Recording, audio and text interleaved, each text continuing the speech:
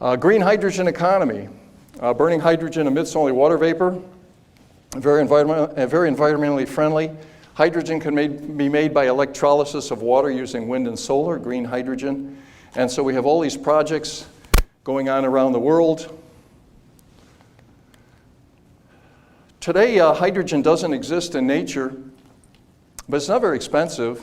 It's about $1 per kilogram when it's produced from natural gas, or in China, they produce it from coal. 99% of the hydrogen produced today comes from hydrocarbons, though. This is a look at the new German hydrogen train. It's going to be running hydrogen that was produced by natural gas. There isn't any green hydrogen around to speak of. And green hydrogen today costs about 5 times as much. And there are major distributions with hydrogen. You really can't put much of it through current pipelines. So, if you're not right next to an electrolysis plant, it's going to be tough to get. So last question for the day, another tough one. So how much electricity do you think is needed to produce green hydrogen to decarbonize the world's steel industry? And we want to take a shot at that. It does take a little bit of calculation.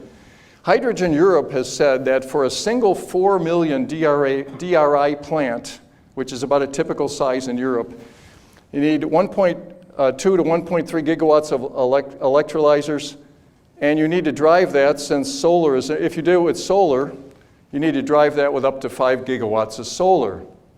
It would cost 7 billion euros of capital investment. So we now have some numbers here. So 5 gigawatts of solar, let's take a look at what that would mean. So I put up the Ivanpah system again. Really an engineering marvel. I got these 3 towers, shine light on it with thousands of mirrors.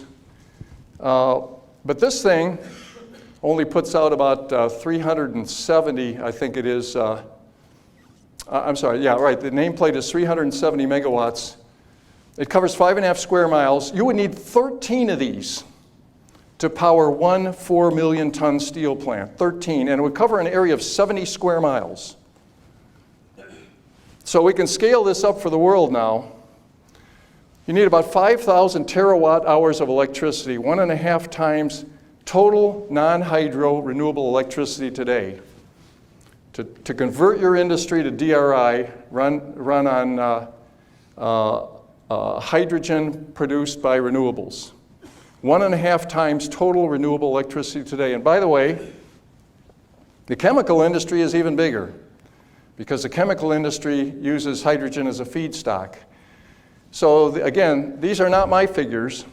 The International Energy Agency has said that you would need 12,000 terawatt hours to 17,000 terawatt hours to provide hydrogen for the chemical industry. That is 3 to 5.5 times or something the total world renewables today, just so for that big industry.